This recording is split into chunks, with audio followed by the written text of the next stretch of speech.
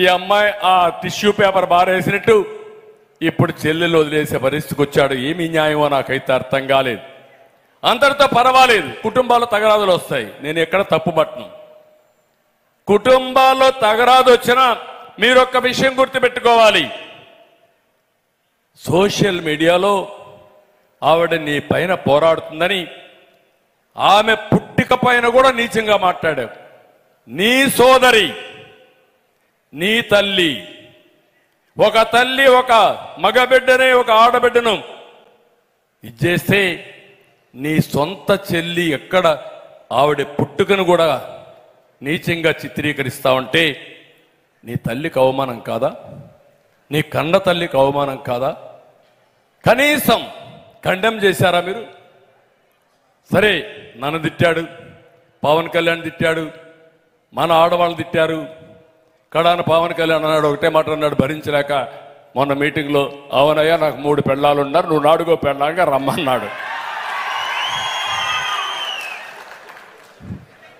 దాంతో వీళ్ళు పీక్కుంటున్నారు, ఏం చేయాలో అర్థం కాకుండా. కనీస సాంప్రదాయాలు రాజకీయాల్లో విలువలు లేవా అని అడుగుతున్నా. అంటే ఇంత దగాకోరు రాజకీయాలు, నీచమైన రాజకీయాలు, ఇవన్నీ చూస్తే చాలా బాధేస్తుంది. అందుకనే మీరందరూ కూడా గుర్తుపెట్టుకోవాల్సింది, ఒక నేరస్తులు, నేర స్వభావం ఉండే వ్యక్తులు అధికారాన్ని వ్యాపారంగా చేసుకుని డబ్బులే ప్రధానంగా ఆలోచించి ఎలాంటి నీచానికైనా కానీ చేస్తే ఇలాంటివే జరుగుతాయి. ఈ విషయం మీరు గుర్తుపెట్టుకోవాల్సిన అవసరం ఉంది. నిన్న ఒక అతను హైదరాబాద్లో తెలంగాణ అతను ఒకసారి మాట్లాడితే నాకు చాలా బాధేసింది. ఏంట్రా ఈ రాష్ట్రం అని. సార్, హైదరాబాద్ అంతా మీ వల్లనే వచ్చింది, సైబరాబాద్ మీరు నిర్మాణం చేశారు, బ్రహ్మాండమైన ఎకోసిస్టమ్ ఇచ్చారు.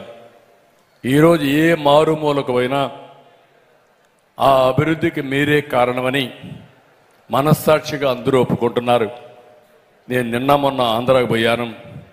ఒక 2-3 రోజులు ఏదో మా స్నేహితుడు పెళ్ళుంటే పోతే తిరిగి వస్తా ఉంటే నేను ఒక హోటల్ దగ్గర నిలబడి ఎట్లుందో కనుక్కున్నాను. కనుక్కుంటే ఒక వ్యక్తి అక్కడికి వచ్చి,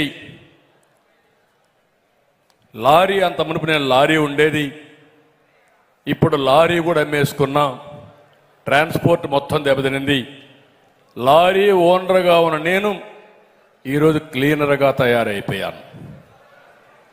అంటే అదే లారీకి ఇతని డ్రైవరు క్లీనర్గా తయారయ్యే పరిస్థితికి వచ్చాడు. ఒక్క నిమిషం తమ్ముడు, లాస్ట్లో ఆ లారీకి డ్రైవర్గా తయారయ్యే పరిస్థితి వచ్చాడు. ఇంకొక అతను, ఒకప్పుడు నాది హోటలు, అప్పుల పాలైపోయి హోటల్ అమ్ముకున్నా, ఇప్పుడు తోపుడు బండి పెట్టుకొని కడుపు కోసం బతుకుతున్నానని చెప్పే పరిస్థితికి వచ్చాడు. నేను చెప్పింది ఇది యథార్థమైన కథలు ఇవన్నీ. మీరు చూశారు రంగనాయకమ్మ ఎక్కడో ఎల్జీ పాలిమర్స్లో యాక్సిడెంట్ జరిగితే ఇది తప్పని సోషల్ మీడియాలో ఒక పోస్టింగ్ పెట్టింది.